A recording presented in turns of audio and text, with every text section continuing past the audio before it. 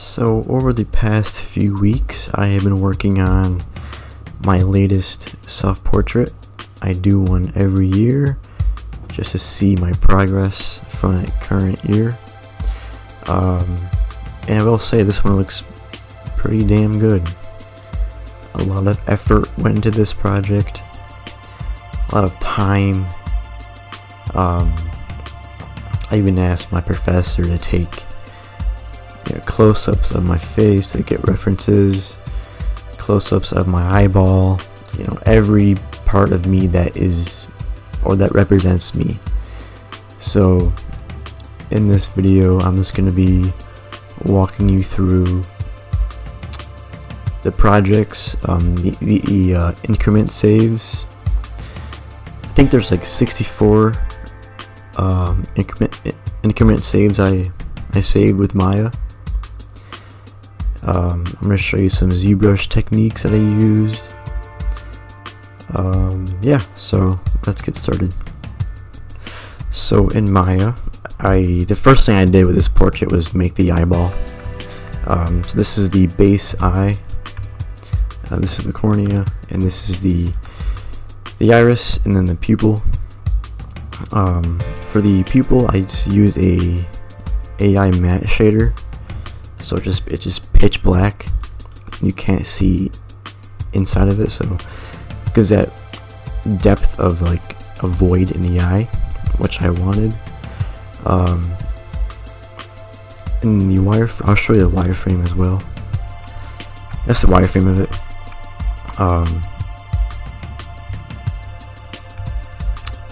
I mean, is it my eye exactly?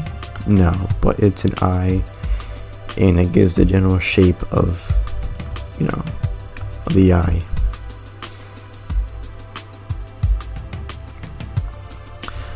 And then these have UVs on it, and I'll show you that real quick.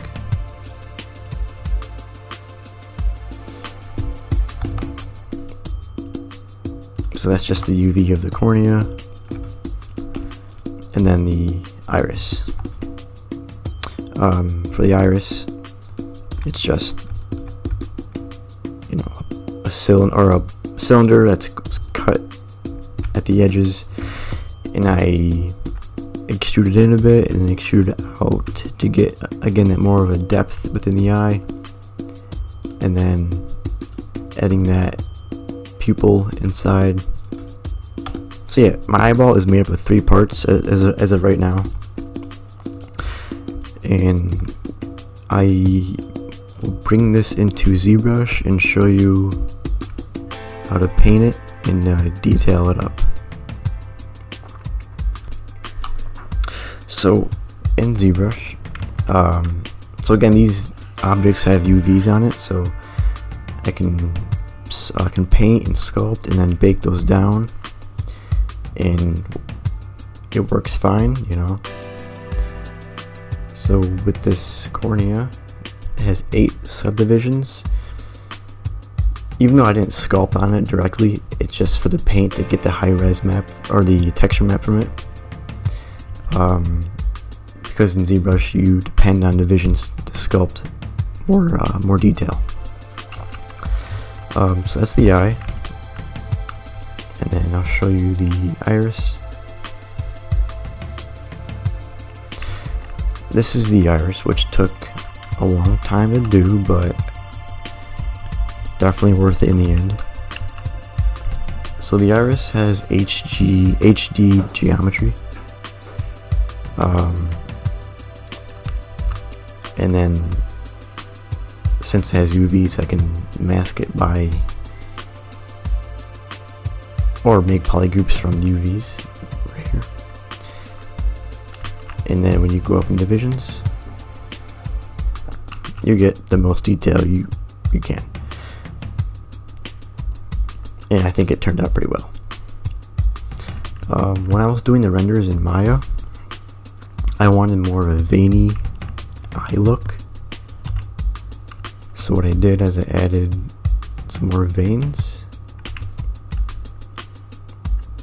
and then mixed with this,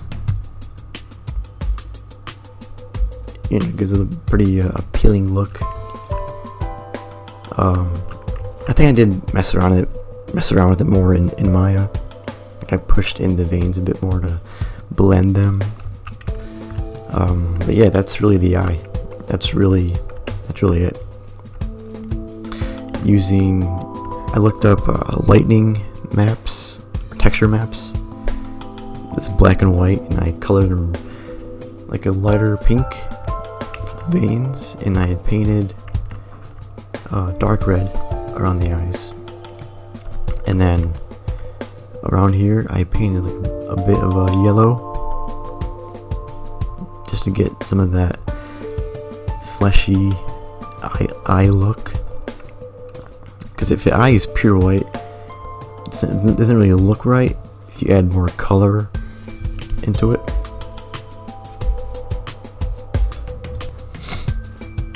So this is the HD geometry eye.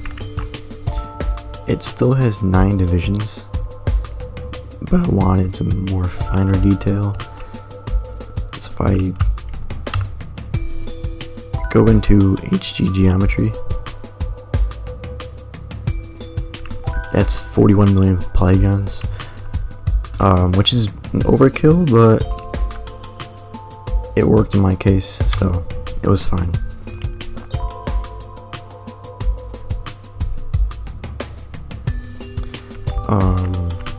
But yeah, this is just basic texturing with this.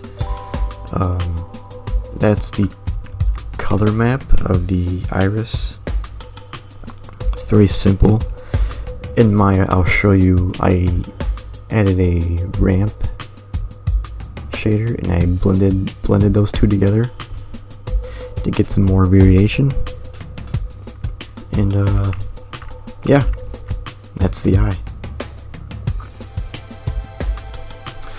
So this is the final third increment save of the eye only.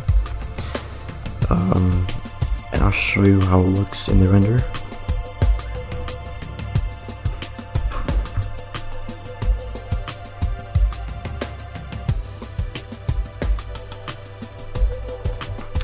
So this is it in the render. It's very appealing. I like how it came out.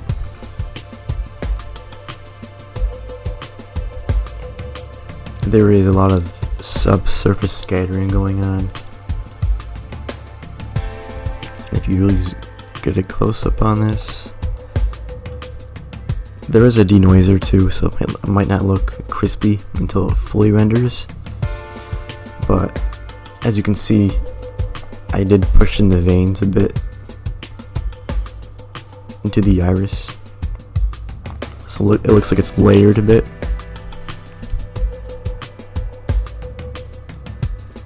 And I will show you the shader I use for this. So this is the cornea shader. It's very simple. I did add a ramp. It's a circular ramp that is just going around the center part. You can adjust it as how you want. I have the veins from the cornea, like very subtly popping out. And then the texture from Zbrush, and I'm running that through a color correct just to get more yellow in there. And then for the actual shader, the roughness is 0.01.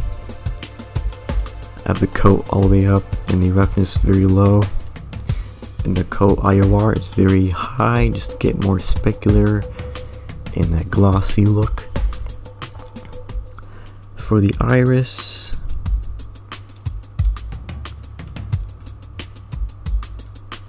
so the iris and the iris veins are similar materials, but they're not connected at all. They're separate meshes with different UV sets.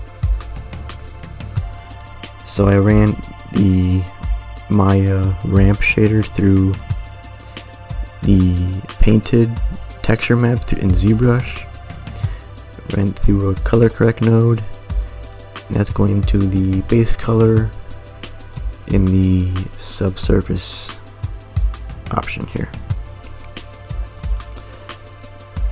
And then the normal map and the displacement map are from Zbrush again. Yeah, so I did export a high version of this, and that's, let's see,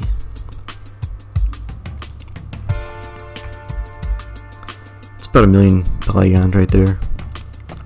Million, yeah. And then in the render times, that's being divided 2 times. So it's like almost, it's pretty high. Let's just say that it's very high when it's rendering. I want a nice crispy looking eye. But that's it for the eyeball. That's really all I have. The cornea is on a smooth preview. Yeah, so that's it for the eye. Again, I think it turned out pretty good. Yeah. So in Maya, I did import a MetaHumans base mesh, and I'm using that to again be the base of my character here. So I grabbed the eye also from the previous file, and I was doing tests. This is the first increment of the base mesh, pretty much. It looks nothing like me. Just trying to get, you know, the scene ready, the environment for look dev tests. I'm getting the forms right, getting a simple lighting in. Yeah, so in Zbrush, I'll show you this. This is the first blackout of my face. Again, it looks nothing like me, but I did grab the eyes and I slapped them in here. I model out a very rough sketch of my hair, and yeah, this is very rough, very rough. And I do want to point out, this model has 1, 2, 3, 4, 5 UDIMs because I want the highest detail. I don't care about, you know, the torso, the feet. I'm just trying to get like it's mostly the head and the hands and the arms that I care about. But that doesn't mean I want to focus on my silhouette as well. And also, you know, again in ZBrush you have polygroups with UV, so you can select what area of the UV shell you want to sculpt on. So that's increment 1. I'll show you more. So this is the 3rd increment. I added my my earrings in, and it's starting to look like me, but it's not quite there yet. Playing around with more secondary forms. This is a secondary res mesh, so it's a bit higher than the actual base mesh. I did get some references in Maya just to match up the reference pictures I have to the model.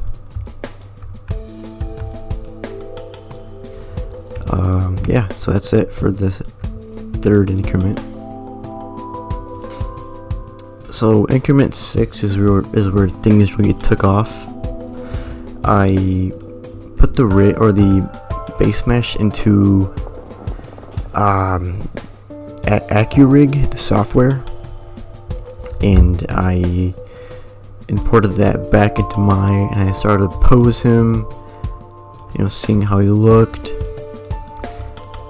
The problem is you can't, it's hard to sculpt a mesh that's, not symmetrical in ZBrush. You can, but just blocking out the forms and getting the likeness right, it's a bit harder. So what I do is I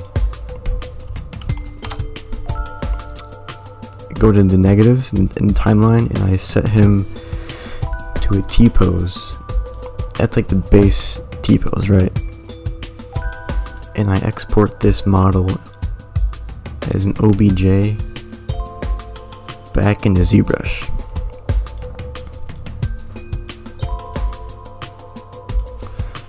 And so when you export an OBJ for Maya and it has the same level of divisions and same topology, and you import it into Maya or into ZBrush, it will pretty much rebake itself onto the model.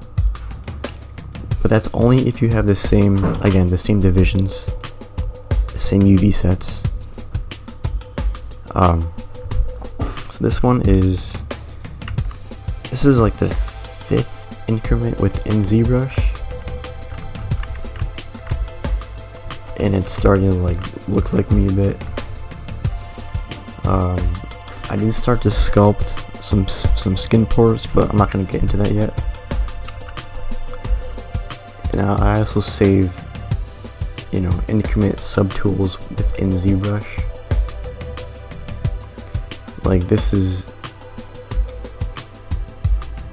That's an older version, and this is an even older version. So you can see how here I fixed the neck, and then the third one I fixed the neck even more. So this really just going back and forth, exporting from ZBrush into Maya using blend shapes. So this is blend shape 1. If you put this to 0,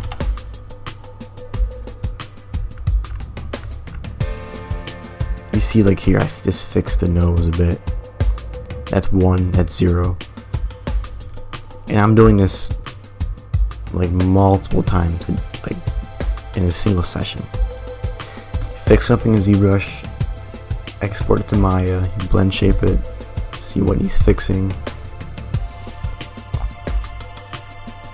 It's just a constant workflow that I use. In the end, you can never be exact. There's always something wrong, but you're just taking your time, going back and forth, fix this, fix that, and eventually you will get the result you want. So a few days later, I got my likeness pretty close, and I stopped there for a bit. I stopped sculpting, and I started working on the XGEN hairs. So if you don't know how XGEN works, XGEN is awesome when it works. When it breaks, it's your nightmare. It's awful, and I cry. It's awful, right? So for the eyelashes, I just selected the poly loop around the eye, and I just generated hairs using a guide system, which guides the hairs and it interpolates hairs between them. So you can sculpt a guide or move a guide.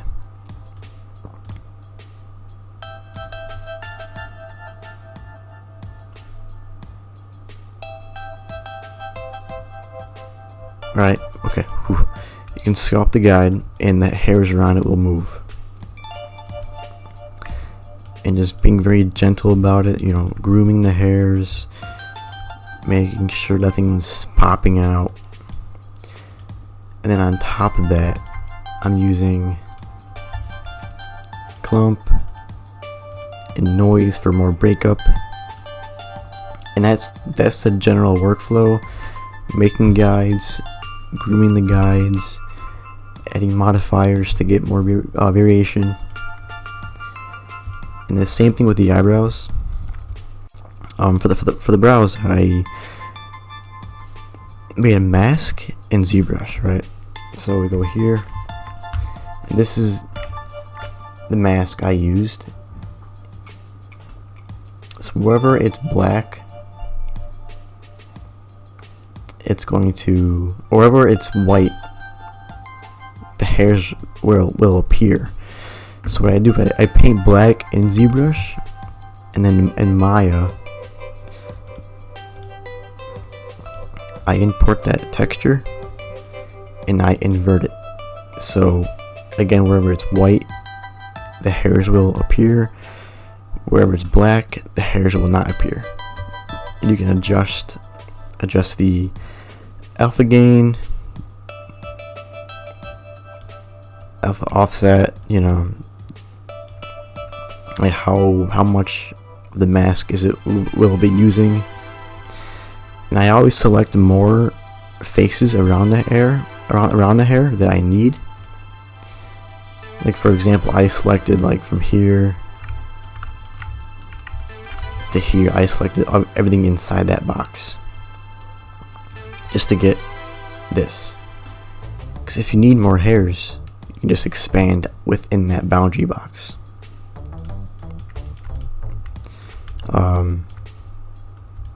And then I still have the rig, so this is -50, and you go to 0, and he's posed. So I can work on the XGEN when he's symmetrical, and then pose him so it looks right.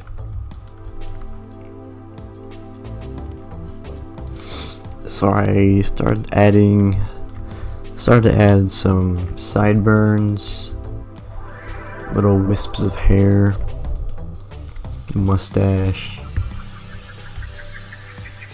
This isn't the final XGEN hairs. I always like work on it a bit more. I always subtract and add. This is increment save 10. For the mustache and the sideburns,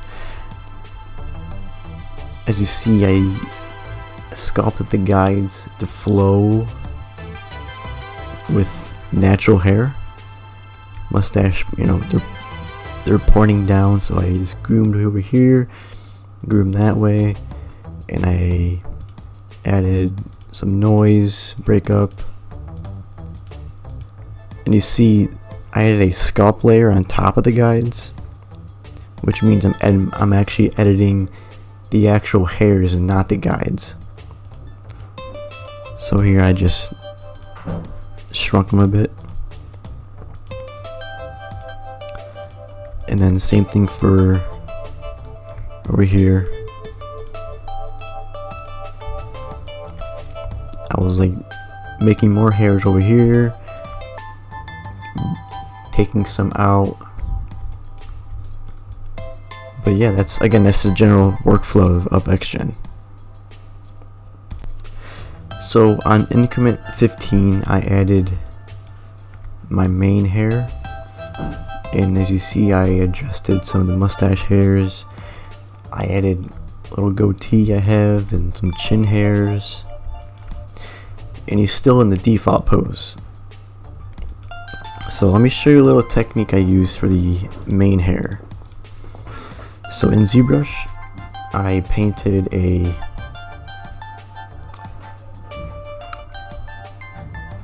region mask. So wherever the colors separate is where the parting line is going to be.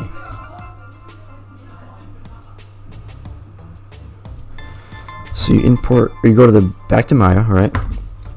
And in the guides option, you go down to region control, and you add your own region map.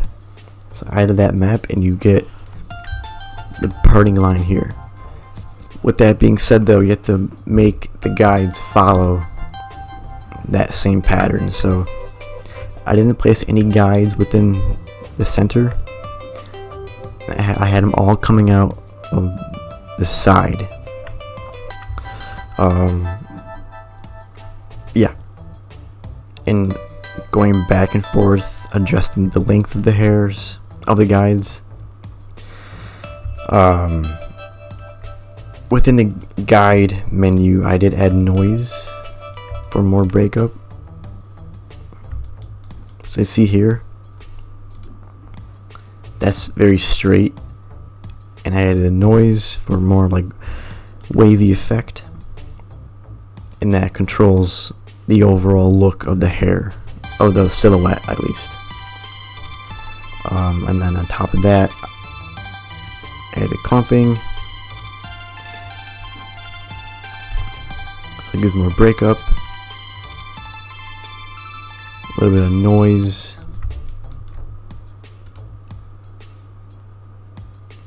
more clumping. And then for the final noise, I wanted some flyaway hairs. So in the noise mask, I just used a noise texture, and I set it to Perlin noise, and I'm just playing around with these sliders here, so it gets more sharper noise and hairs pop out wherever this noise is, you know. But yeah, that's increment 15.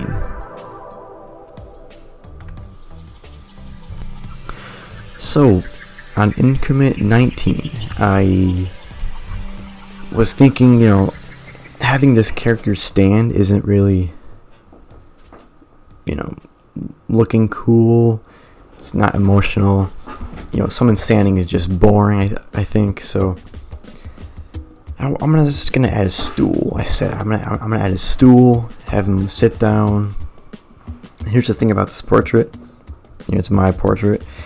I hate stools, and I wanted myself to look a bit uncomfortable in this portrait, and just like barely sitting on this stool was a good idea for me, and I had to fully commit to this pose.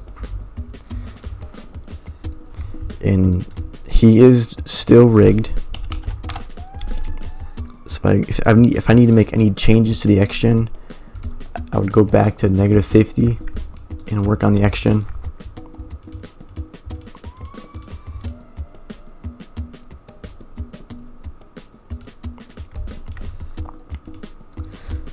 So it's like, yeah, I'm gonna fix this over here, or fix that. I can just go to 0.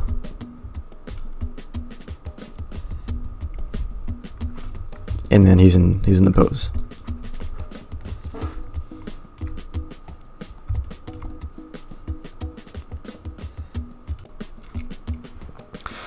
So what I did was I duplicated the posed version of him, because right now he has no rig. So I fully committed to this pose.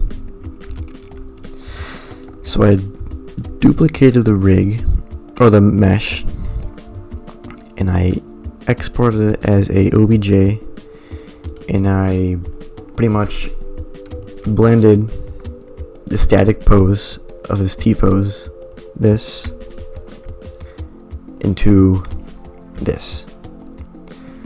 And this is where, again, things took off even more.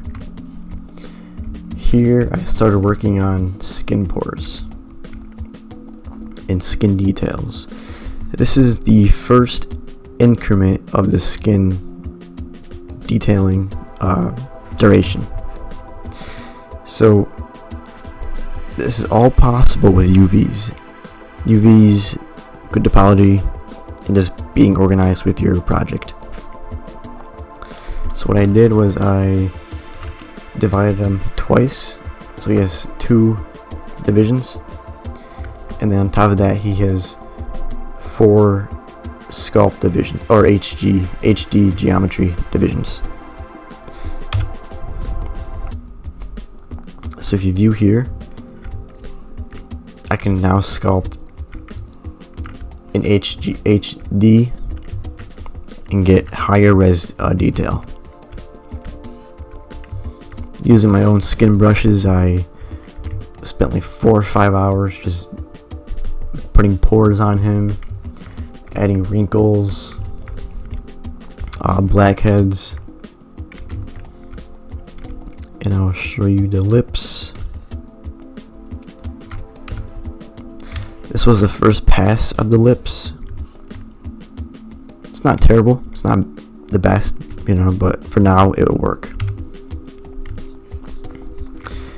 I don't think I did any skin did I do? Maybe, let me see.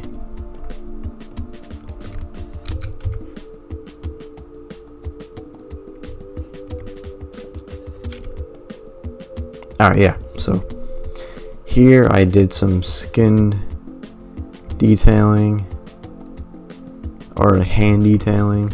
Hands are hard, they're tricky, because they're very flexible, a lot of wrinkles and bumps on the hand, but for now I just kept it very low and sketchy.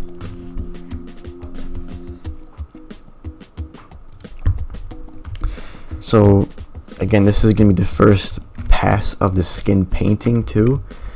I did not use Substance Painter to paint the skin. This is all done in Zbrush. I think painting in Zbrush skin wise is very fun. You get to blend stuff and just go at it, you know. I mean, it's the artistry within Zbrush, you know. I think Substance Painter, people take advantage of the generators and like all this cool tech that it has, but Zbrush is a very old school way of painting, and I like it, and I don't know, I just enjoy it more than Painter. This is the first pass of the hands as well. Looking terrible, but I'm just trying to get that color breakup in there. And then on top of this, the skin does have HD geometry, so I can paint even higher with the skin. So go in here, see all that breakup, some blue around the eyes, some beauty marks here and there. Yeah. So I forgot to mention the clothes. Yeah. So the clothes were all done in Marvelous Designer. I can't show you how I did it because I don't have Marvelous on my desktop. But I do have it in the labs at school. So basically I just took the rig, before I deleted it, of course. I just took the rig and I exported the geometry as a limit cache. So he's from T-pose to pose, you know, and I just drove that to be the animation of the clothes simulating. I think I do have a picture. Let me show you this real quick. Alright, yeah, so this is the paint, or the clothes for the first pass. This is in static T-pose. My jeans that I wear have these laces, not laces, but like threading that pops out. Yeah, okay. This is just, again, this is the first pass, so it's not very good. But yeah, I have these patches on my jeans that stick out a bit. So I kind of had to make that into a separate mesh, and then from here on I just simulated him into this pose, or from this pose to the actual sitting pose with Marvelous Designer. So after simulating all that in Marvelous Designer, I did not apologize the close because I thought this was fine for just a simple quadded mesh. But for the clothes, I did end up using Substance Painter. I do believe, getting fabric from Painter is better because it looks better to me compared to ZBrush, because ZBrush, you kind of can't really get like this pattern. I wanted that jean denim pattern, but yeah, I put my favorite band on my shirt, the Smashing Pumpkins. I put a watch on myself because I have a watch I usually wear. Have my bracelets, and then I added some arm hair using XGEN, of course. And then for the peach fuzz, because we all have fuzz on our face but can't really see it, so the peach fuzz material, I'll show you this right now.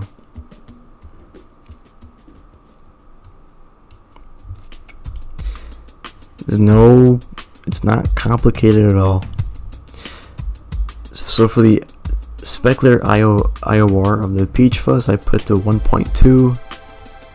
Usually I put it to 1.050, but I wanted to, make it pop just a bit, so I bumped that up a bit. Yeah.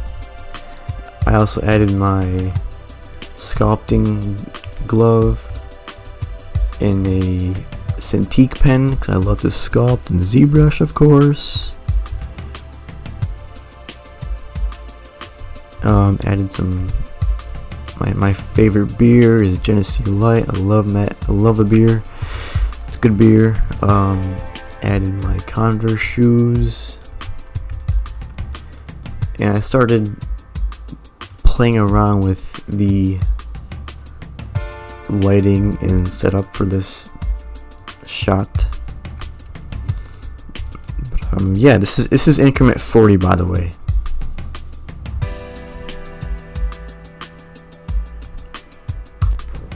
So on increment 55, I added I added my necklace I wear to chain with my horn, my lock, and my guitar.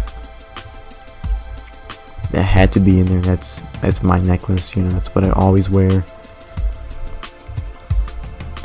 And then I did add some fuzz to the dress shirt.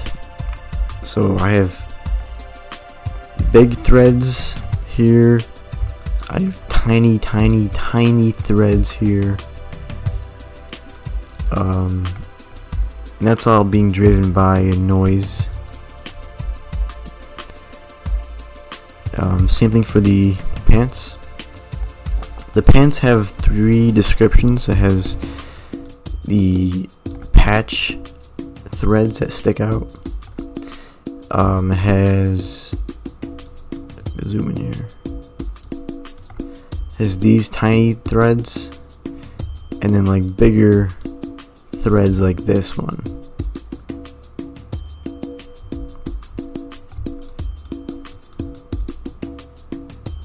I think together it looks like it's a fabric, an actual fuzzy fabric, And then of course in ZBrush I was making more adjustments to the skin painting. As you see, it looks more natural now.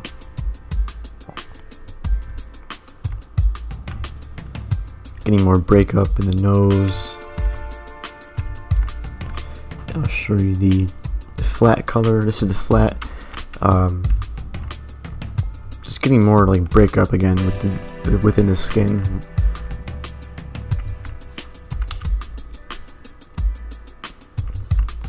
And for the hands, I added some veins,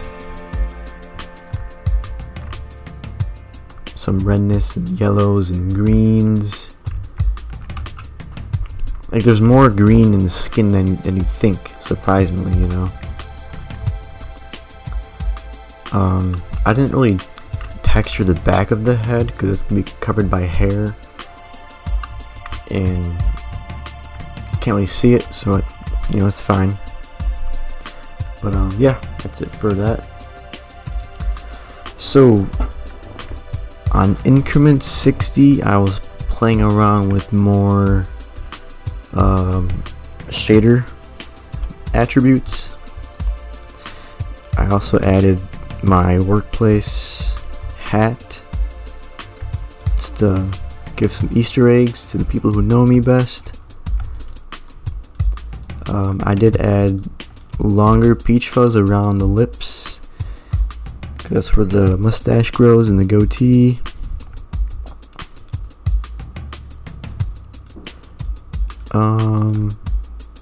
Let me show you. Actually, hold on one second. Alright, I'm gonna show you my skin shader. This is top secret. Don't tell anybody about this. Just kidding, no.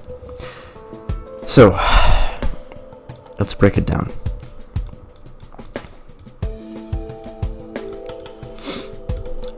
So for this skin, right? The skin is full subsurface, but I was having a problem with the hands where they were too fleshy.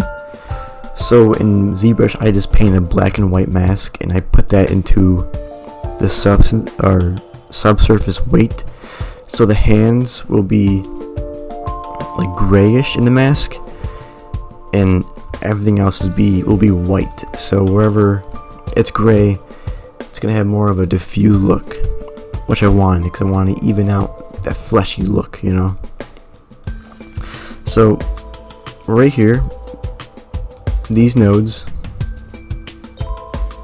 this is the normal map nodes. I have a micro skin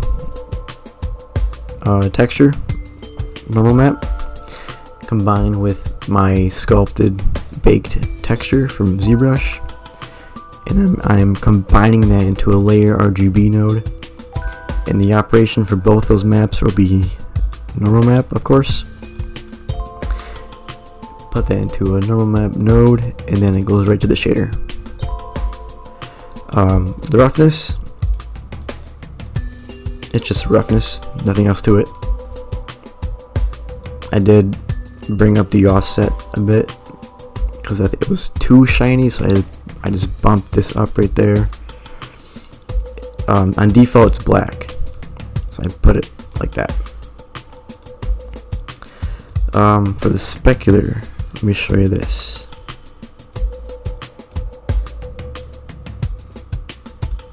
Alright, so I have the cavity map from Zbrush and the specular map from Zbrush. I paint the specular like this. I'll show you. That's it. That is the specular map. This is the roughness map. Specular, roughness. They look very similar, but in Maya I just adjust them. So the cavity map will contain like the skin pores and all that fine detail. And I'm running that through a AI subtract node. So wherever the black parts will be in the spec, the cavity map will show up, so it's more noisy. And I'm running that through an AI RGB node, and I am kind of like averaging out the colors of black and white. Because if it's just pure black, it's just you know, shiny. And then if it's just pure white, then it's just too dull. So I'm just evening those two out to look more natural. The opacity is for the feet, because they were clipping to the shoes and the shoes looked too big if I fit them over the feet, so I knocked out the feet with an opacity map.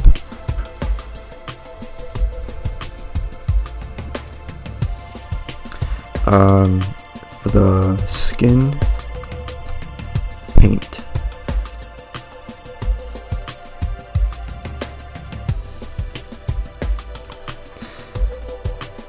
so I'm taking the the cavity map from the specular right here, and I'm combining those two into a layer RGB.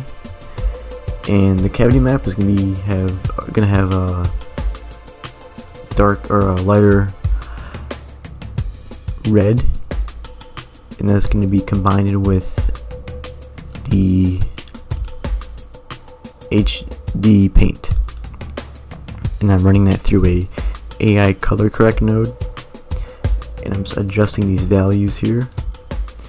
Fun fact, in the multiply I add a little bit of blue. It's a tiny bit of blue, a little bit, just to get more of a pale, skin-ish look. The hue shift is going down, so it's a bit more red, so it's combining the blue and red. Yeah, that's the skin. Okay, and then this is right here. This is the subsurface mask for the feet. So I don't want the feet in there, and they're just a bother to me. I should have just deleted them at first, but if you delete a mesh with XGEN on it, XGEN goes crazy, and I don't want to deal with that. For the displacement, there's a lot of things going on.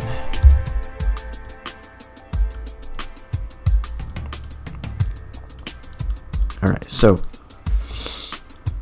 this is the skin pore map, right? The fine details of all over. And I'm combining that with the AI cell noise. The pattern is set to alligator because you get more of a crystal look. The scale is 35, so it's very, very, very tiny. And then the DOM HD paint displacement map is just for the hand veins, because those were painted separately. Those were painted when I was painting the skin, and I'm running those through a plus minus average node, into a luminance node, into the displacement node. Let me show you the shader setup. So the base, this is just this number right here. That is just for the hands, and that's it. Roughness is at 4 or 0.4. IOR 1.4. For skin, it's actually, I think it's 0.5. No, never mind. Okay, never mind. Subsurface scale is 0.090. The type is random walk V2. It's the best for skin. And the coat, the roughness is plugged into the coat rather than the roughness up here with the specular, because I can control it separately, and that has a higher IOR too. And that's really, oh yeah, in the advanced settings, the indirect diffuse I put to 0.3, because if that's at the max, you're gonna get a lot of reds where the ambient occlusion is close, and I don't want just pure red. I want like a nice blend between black and red, like a brown almost, and that's gonna limit that that color. Yeah. And then for I'm gonna show you the dress shirt material. it's the same for all the clothing I have, but just different color and different patterns. So I have the base color set at 0.8, just a simple base color. The specular is turned down way to like 0.005, and then the roughness is at 0.9. So it's very it's almost a matte color, but it's not quite there. The subsurface is very low, and the scale is low too. And I did the same thing with this. The indirect diffuse, I put it down so it's not so bright, it's just a bit off color, you know. And these are the maps.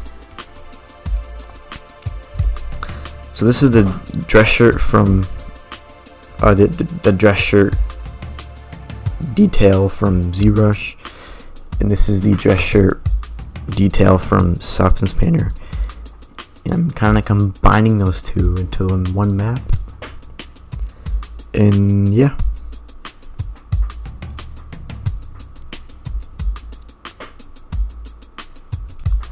So this is the clothing file I imported from Marvelous Designer.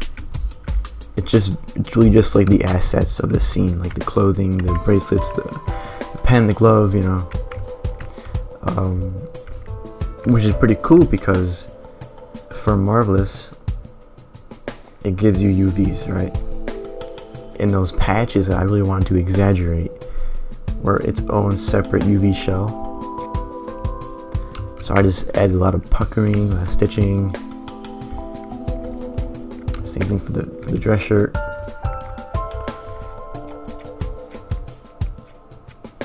Like it's all there, you know, puckering, stitching, seams. I did add, this is the necklace, but I deleted this mesh, the chain mesh, and I used a mesh network. And then these are all made in Zbrush too. These little jewelry chains and all that. Yeah. For the glove, again, straight from Zbrush. Very fine detail.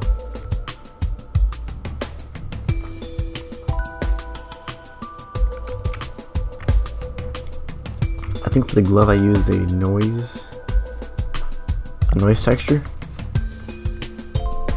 from the surface modifier, and I just scattered it across and I baked it into a map.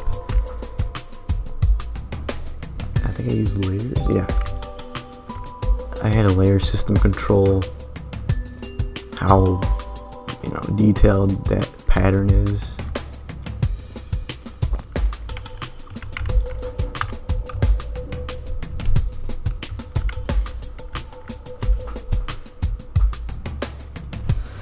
Alright, now the last render I did was a refractive portrait, and it turned out so cool. It's a bit heavy on the computer to render, but if you start with low resolution and work up, you know, it's a bit faster to work on. Yeah, so with this being said, the camera is pointed directly at the face, right? And then there's a plane in front of that, right, or between the camera and the face.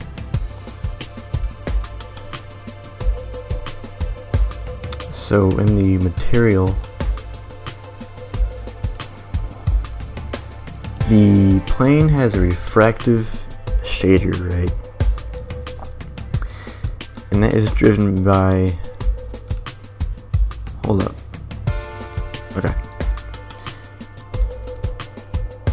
that is driven by one image, right?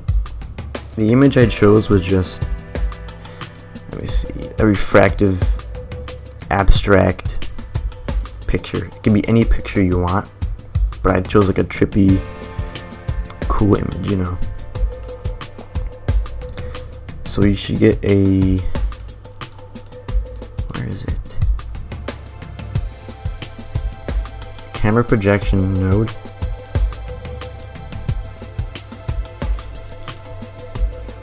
And that is connected to the AI color node. And the same thing, just plug the image into the camera projection node, and that will be connected to a separate material for just the head. I went a little bit more complicated on this because I wanted some cool effects, but for the plane itself, like just this plane, I took the image I wanted, I ran it through a color correct node into a range node, right? And that range node is going to the specular color, or transmission color, and the specular IOR. I put it to the transmission depth as well, just to get some cooler effects. But it's all driven by the AI range node. So I'll show you some cool stuff.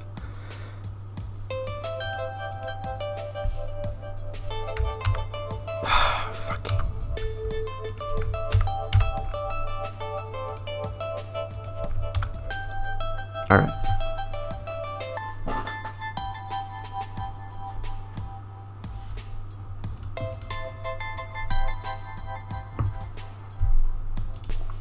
Alright.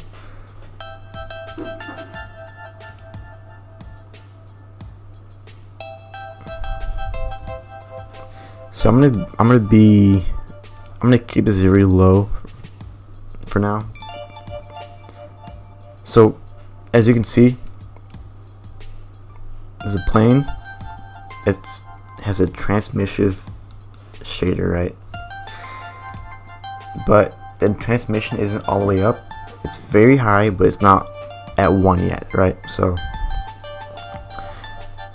the image you have here is just controlling some weird fractal stuff within the IOR, the specular, and the transmission. But it's controlled by the range, right? So if you put the output max to like 1, you will barely see the image that you want to refract. That's default, right? You want to output more than just 1.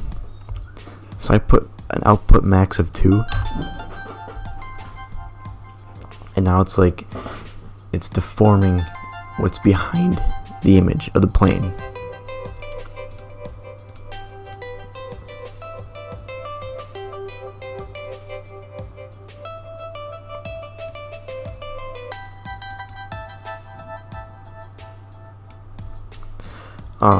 You can also play with the image vector, the coordinates.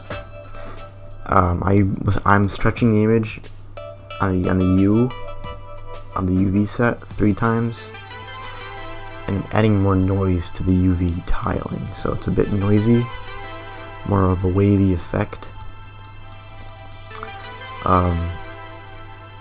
In the camera projection node, make sure your camera is linked to this camera.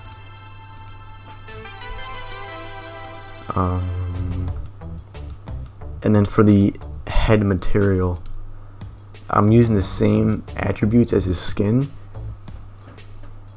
but I'm just making it the picture that I chose to refract, not the skin. And I'm just making more cool, subtle coloring to that too.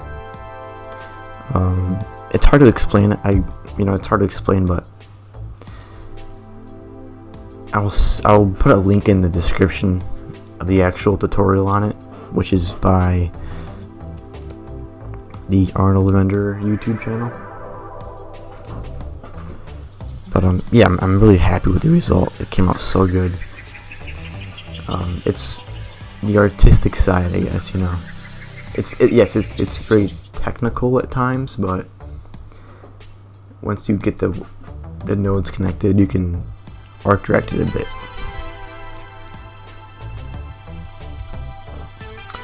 But that's really it for my self-portrait of this year. I think that came out pretty good. There's always something to tweak. There's always something to work on. But eventually you have to move on. That's what I always say to myself, like, okay, that's enough. Move on to the next project. Yeah, so thank you for watching.